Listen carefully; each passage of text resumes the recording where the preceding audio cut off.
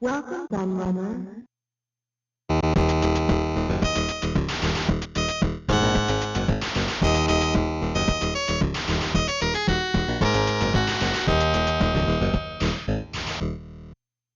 Amongst all the 8-bit home computers released in the early 80s, the MSX is totally unique. This is because the machine wasn't produced by a single manufacturer. What became known as the MSX standard was actually conceived by one Kazuhiko Nishi, who was then Vice President at Microsoft Japan and a Director at ASCII Corporation. Nishi conceived the project as an attempt to create unified standards among various hardware makers of the period. Basically, this was an early attempt to create a PC standard, long before the IBM PC Compatible did it. Microsoft finally revealed the finished version of the hardware in 1983 to huge interest from the leading electronics companies of the time. A huge range of different manufacturers went on to produce their own versions of the MSX, including such notable names as Gold Star, Casio, Sony, Philips, Sanyo, Yamaha, Pioneer, Canon and Panasonic, so many in fact that it would be almost impossible to list them all here. So when you have a machine with such an interesting history, you know that there's going to be some pretty amazing facts associated to it too, making it the ideal candidate for one of these videos. I'm the Laird and here are 10 amazing facts about the MSX computer. Hello, Dad, can I have a computer? What you need, son, is a up the hooter. Computer's gonna cost me a leg and an arm. Not the Toshiba pack. Stay calm. Cost me a bomb. The things you need later. They're all thrown in. Keep your shirt on, Pater. What happens next year when it's out of date? No chance, Dad. This is MSX, mate. All that's true, I'm the Queen of Sheba. And say hello, Tosh, to a new Toshiba.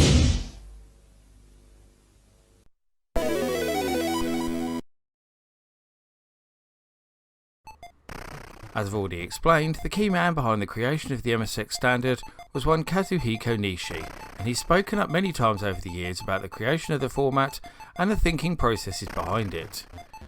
Now while the main part of this story rarely changes, there is one particular bone of contention, the MSX name itself.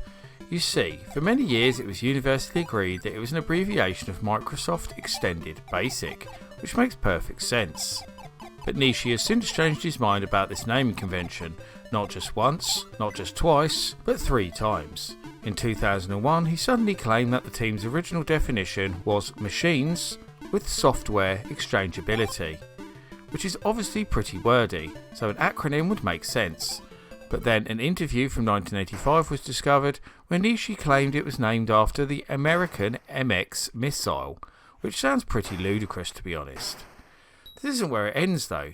In 2020, Nishi released his autobiography, where he made a fresh statement on the much argued name, saying that he considered the new standard should consist of 3 letters, like VHS, and he felt MSX was a perfect fit, because it means the next of Microsoft, and it also contains the first letters of Matsushita and Sony, who both helped with the development of the format. So take your pick from any of these explanations really. I'm sticking with Microsoft Extended myself.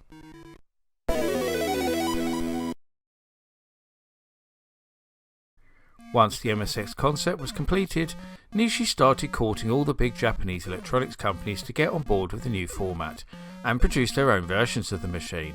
One of the very first to jump in was Sony, who had introduced their HitBit range in 1983, starting with the base model HitBit 10, and going on to a multitude of other revisions including the HitBit 101 with its built-in joystick for gaming and the HitBit 75 with its built-in business applications for more serious users. The HitBit range would prove extremely successful for Sony, not just in Japan but also in Europe, where they were one of the few manufacturers to support the MSX standard. They marketed the HitBit in several countries including the UK, France and Spain, putting it up against the market-leading ZX Spectrum and Commodore 64. MSX2 based versions of the HitBit range would follow in 1985, with the last model, the IBM PC-like HitBit F500, being released in 1986. Although not strictly games consoles, many of Sony's HitBit machines were definitely built with gaming in mind, and they also published their own titles on cartridge for the range too.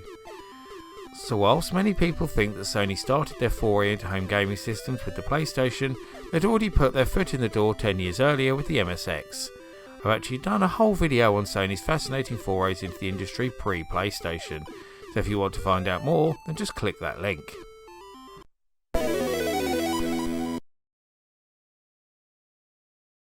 Everyone loves a good sequel, right?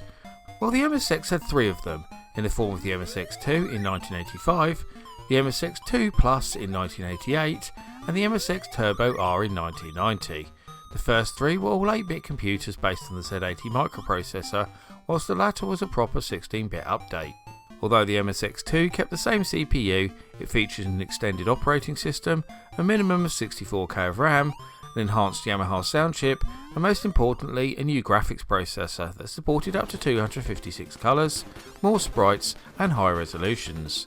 The MSX2 Plus upped this even more with over 19,000 colours and much needed hardware scrolling.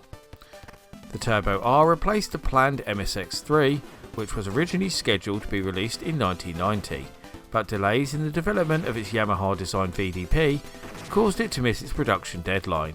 By this time the MSX range was starting to fall behind, however, and the Turbo R, like the MSX2 Plus, was only ever released in Japan. The Turbo R was based on a new custom 16-bit R800 microprocessor, developed by ASCII Corporation and intended solely for the MSX3. The computer was developed by Panasonic, but by this time were the only company left producing MSX hardware. It was discontinued in 1993 so they could concentrate on the launch of the new 32-bit 3DO console. There have been several attempts to make a new version of the MSX in recent years, including the ZemX Neo and MSX Virtualizer.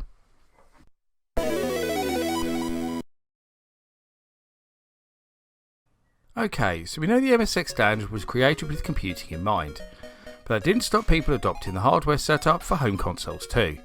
This is perhaps unsurprising when you consider that the graphics and sound chips were well designed for gaming. In fact, an early version of what became the MSX standard ended up being used in 2 pretty well-known consoles in the early 80s, in the form of the ColecoVision and Sega SG-1000, one from the west and one from the east. Both these consoles used the exact same hardware, only with less RAM and a different system ROM. This meant that sharing games between the 3 systems was incredibly easy. Indeed, Coleco licensed many of Konami's MSX games and adapted them slightly to play on their own hardware, whilst many of Sega's own SG-1000 games were then re-released for the MSX. In fact, a large part of the homebrew scene for the ColecoVision has revolved around converting even more MSX titles to run on the American hardware.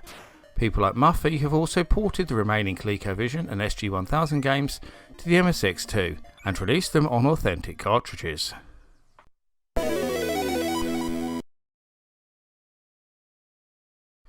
Now, anybody who's ever owned an MSX knows that Konami ruled supreme when it came to creating games for the computer.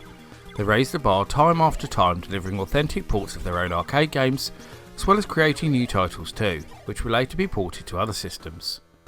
In fact, it was on the MSX that we saw the start of several hugely famous and successful franchises that endure to this day.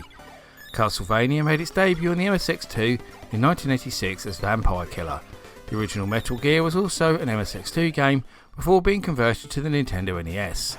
And although it didn't originate on the MSX, the Gradius universe was expanded greatly on the platform, most notably in the form of the comedic spin-off Parodius, which debuted on the MSX in 1988. Other Konami games that originated on the MSX before being converted to other systems also include Ya Kung Fu 2, a sequel to the hugely popular 1984 arcade game, Comic Bakery, and Hideo Kojima's cult classic adventure game Snatcher.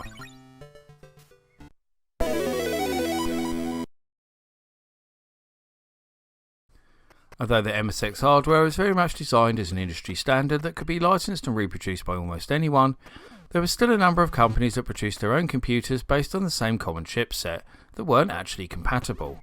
This is because the MSX was mostly made up of off-the-shelf parts, including the Zilog Z80 CPU, General Instruments AY sound chip, and Texas Instruments TMS graphics chip. Whether a lot of these companies were trying to copy the MSX directly or just bought the same chips because they were cheap and plentiful is very much up for debate though. Aside from the Spectra Video SV318 and 328, which very much formed the basis of the MSX standard itself, we saw home micros like the Sega SC3000, Mematech MTX, Coleco Adam, and Tatung Einstein arrive on the market with near identical hardware. In fact, many MSX titles have been ported to those machines quite easily. None of them had the success, market presence or general appeal of the MSX range however, and they soon faded into obscurity.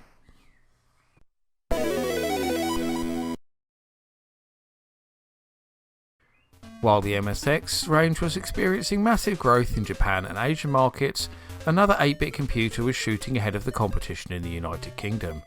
Sir Clive Sinclair's rubber key wonder, the ZX Spectrum, was winning people over with its cheap price, easy to use operating system and range of exciting games. And it wasn't long before the two systems would meet head on in Europe as Dutch electronics giants Philips introduced their own version of the MSX, and big Japanese companies like Toshiba, Sony and JVC started importing their own models. As European software houses jumped on the bandwagon to support the MSX, they quickly discovered that it would be easier than they first thought, because not only did they both share the same CPU, Screen Mode 2 on the MSX was the exact same resolution as the ZX Spectrum with a similar 16 colour setup. Not to mention the fact that the updated 128K models of the Spectrum that first arrived in 1985 had the exact same sound chip as the MSX2.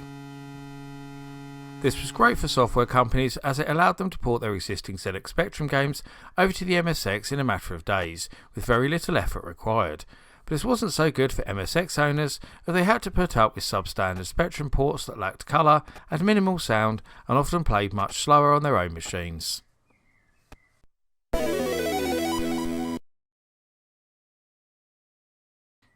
In 1985, Korean electronics company Daewoo, who many in the West know purely as a car manufacturer, also produced their own version of the MSX.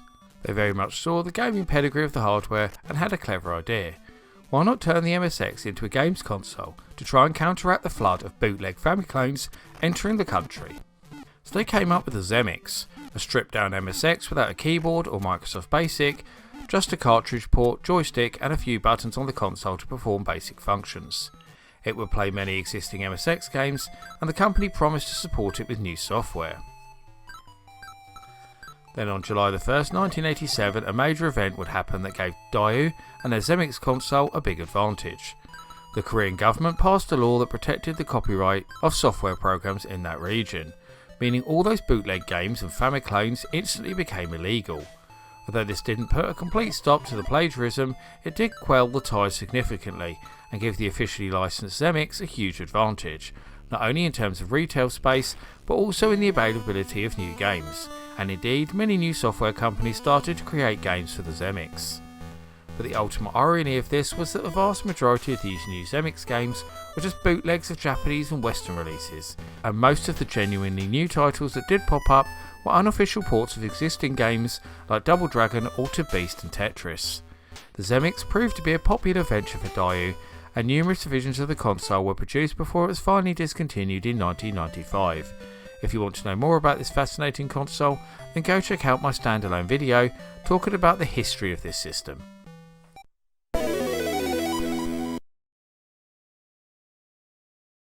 Not content with supporting the three most popular forms of media in tapes, discs and cartridges, MSX manufacturers Philips, Pioneer and Sony got together in 1984 to add another much more advanced form of media to the equation, laserdiscs. These huge shiny discs had already found a home in the arcades with successful laserdisc arcade games like Dragon's Lair, Space Ace, Cobra Command and Firefox. So the transfer over to home systems was inevitable, and indeed Atari had already talked about utilising them for their upcoming 7800 Pro System console. I've actually talked about this in another video if you're interested in finding out more.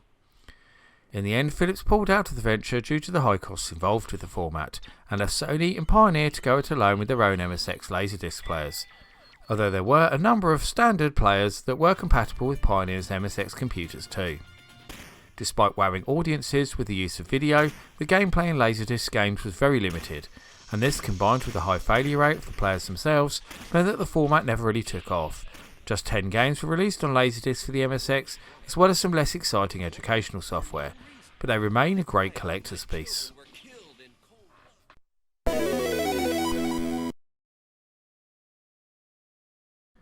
With so many different companies producing their own versions of the MSX and releasing them in different markets around the world, it's almost impossible to know just how many units the MSX computer sold in total.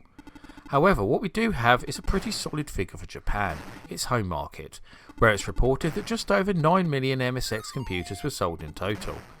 Now that's already more than most of its 8-bit rivals, but there is one home micro that can claim sales superiority. That system is the Commodore 64, which has long been claimed as the best-selling home computer of all time, with sales of around 17 million. But when you consider that outside of Japan the MSX was also the top-selling computer in countries like the Netherlands, Spain, Argentina, South Korea, Egypt and many other Arabic-speaking nations, you start to question that Commodore claim. Add those sales onto the 9 million from Japan, as well as those from other countries where the MSX proved pretty popular, like the UK, France, Brazil and parts of the Soviet Union, and we start to question it even more. Could it be that the MSX is the best-selling home computer of all time? It certainly has a pretty strong claim, I'm sure you'll all agree.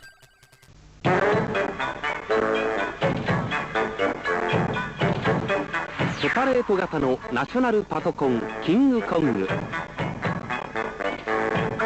お求めやすい一体型も新乗。 And that rounds up my look at 10 amazing MSX facts. Which fact did you find the most fascinating, and can you think of any other interesting pieces of trivia about the computer that I could have included in this video? I always love to hear the thoughts and views of my audience, so please get typing in that comment section. Before I go though, I must thank all of my loyal patrons for continuing to support my channel and make videos like this possible. However, I must give special thanks to the following patrons in particular for their much appreciated pledges: Mitchell Valentino, Neptune, Seth A. Robinson, Carl Olsen, Dos Gaming Man, Tiago Piero dos Santos Silva and Electron Star Collapse. If you also want to help support all my creative endeavours, including this YouTube channel, then please go and check out my Patreon right now, where you can get access to post-director content, including downloads, exclusive videos, creative insights and much more besides. I've been the Laird, I thank you for watching, and I'll see you all again for another video very soon.